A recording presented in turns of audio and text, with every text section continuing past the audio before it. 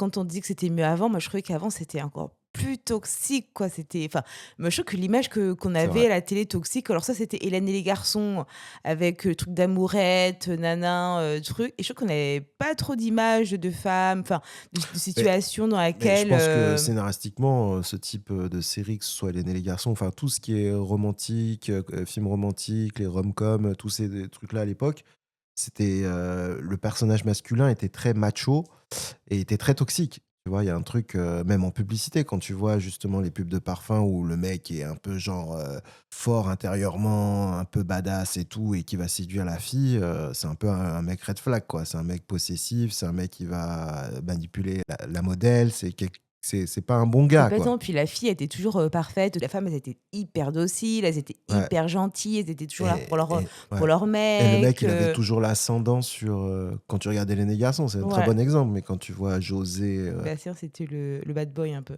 ouais ou, ouais, le batteur aussi. C'était Sébastien ça, non? Mais tu vois, ces 3 profils Nicolas, Nicolas, ça ouais, va, Nicolas. ces 3 profils-là, d'une certaine manière, avec, certaines de leurs conquêtes, ils étaient quand même un peu, red flag, quoi, dans leur Non, comportement. mais complètement réflexe et c'est vrai qu'on avait trop cette image-là, parfaite petite amie. Là, je veux des petites filles déjà, pour trouver une meuf ou un mec, il fallait être beau parce que si tu moche, c'était un peu raté, déjà. C'est vrai. Il fallait être mince, il fallait avoir un corps particulier et tout et tu l'impression qu'elles faisaient des études, mais pas pour avoir vraiment des carrières, quoi. C'était un peu bizarre, leur histoire